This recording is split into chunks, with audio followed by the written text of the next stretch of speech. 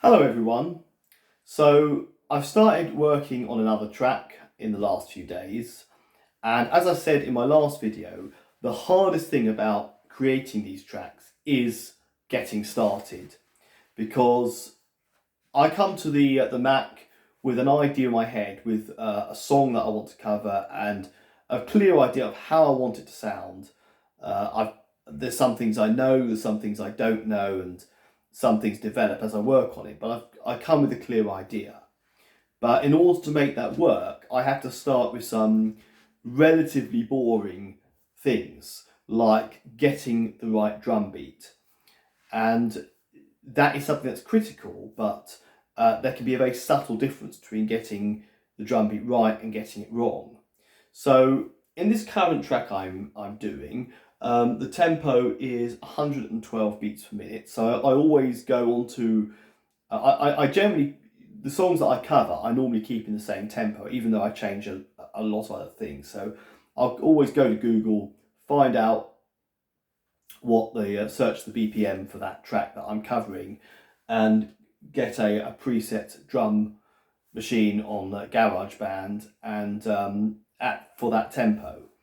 Uh, and for almost everything I've done, including the one I'm working on, it is a basic pop and rock beat, four on the floor, uh, bass and snare, that sort of thing.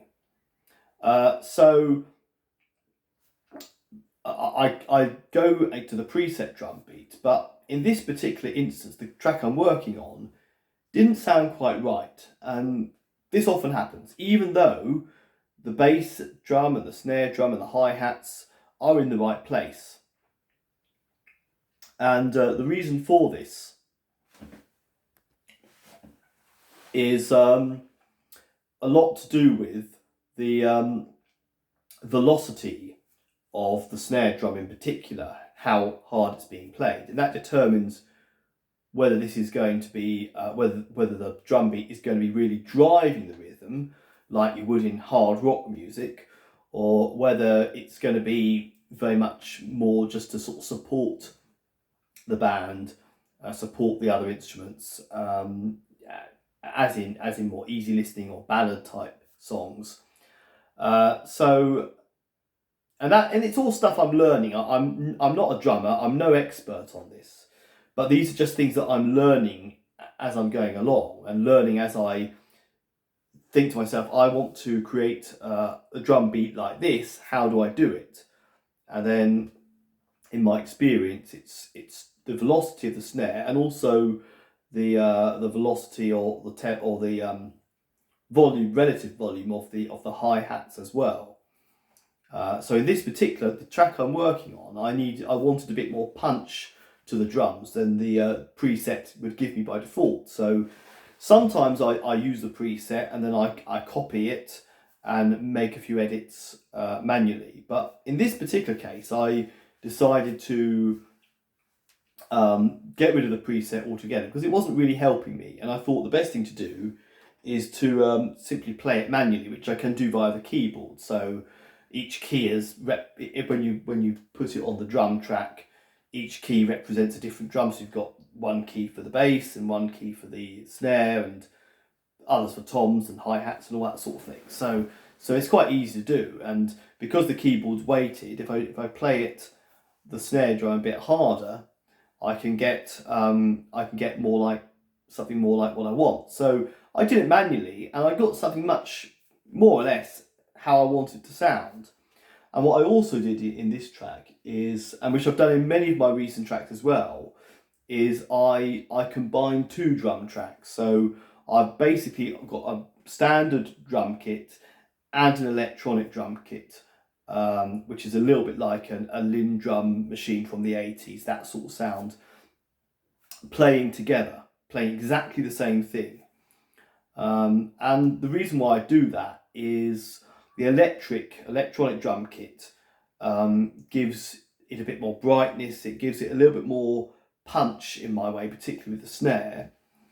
But the standard drum kit makes it not feel too tinny, which the electronic drum kit can sound on its own if you're not doing a sort of purely electronic type song. Having said that, in most of my earlier stuff I did just use the electronic drum kit because that was the sound I was going for. So it's all a matter of opinion really, but it's all a question of trying to improve your craft and make things better every time. So yeah, I've now got the more or less the drum beat that I want, and I've got the bass line, because I want this particular track to be very, very tight, strong rhythm, tight rhythm, and in order to see how it was working, I needed to perfect the bass line or get it all quantized and make sure it's in time syncing in with the drum of the drum kit. And that's the only way you can see if your idea is going to work and all the other instruments are going to fit with or fit together, is if you get the drum beat and the rhythm just right, because you're laying the groundwork. But that for me is the slightly boring bit, but it's the necessary foundations. But I've already done that with this track more or less. What I will do later is I will put the fills in. So at the end of a verse or end of a chorus or with various interludes, you want a few toms, a few hi-hats. You're transitioning.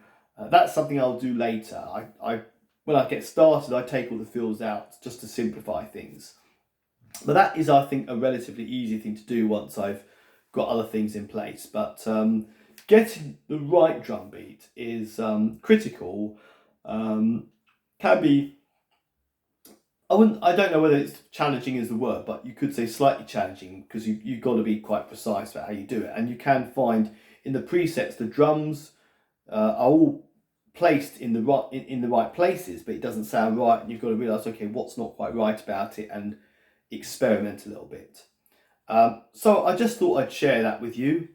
Hope you found it interesting. I'm still learning this stuff. As I say, I'm no expert. But thanks for watching, and I'll see you again in another video soon.